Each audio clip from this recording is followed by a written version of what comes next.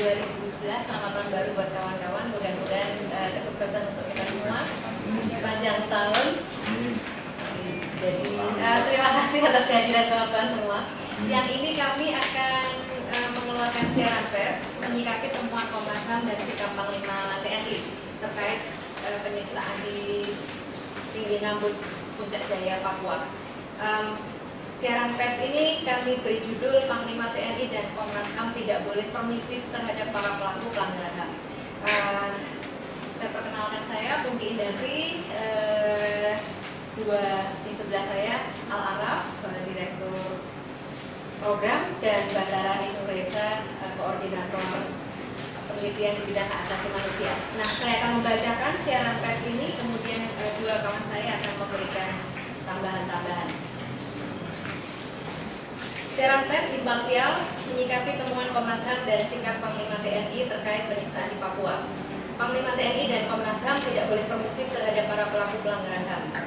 Hasil pantauan dan penyelidikan atas kekerasan yang dilakukan oleh aparat TNI Batalion 753 APT di Puncak Jaya akhirnya selesai dilakukan oleh Komnas HAM, di mana dalam kesimpulannya Komnas menyebutkan telah terjadi pelanggaran HAM di Puncak Jaya.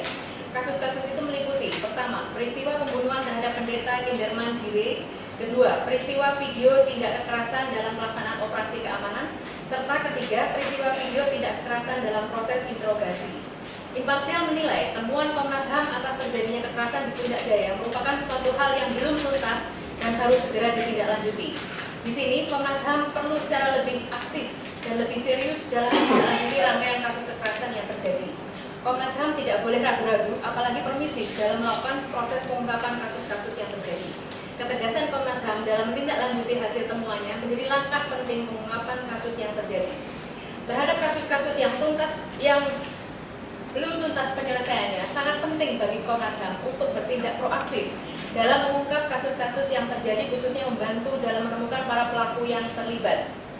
Apalagi proses persidangan dalam kasus kekerasan yang melibatkan anggota militer hanya mengadili insubordinasi dan indisipliner, namun tidak mengadili kejahatan penyiksaan yang dilakukan oleh prajurit TNI.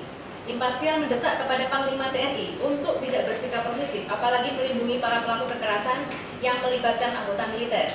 Kami mengecam sikap Panglima TNI yang menyatakan bahwa tidak terjadi pelanggaran HAM pada peristiwa kekerasan yang terjadi di Puncak Jaya, meski di kemudian hari Panglima mengakui telah terjadi pelanggaran HAM di sana. Penting bagi Panglima TNI untuk memahami bahwa tidak ada alasan apapun yang dapat dibenarkan untuk melakukan tindakan pelanggaran HAM. Panglima TNI seharusnya tidak menjadikan kompleksitas situasi dan kondisi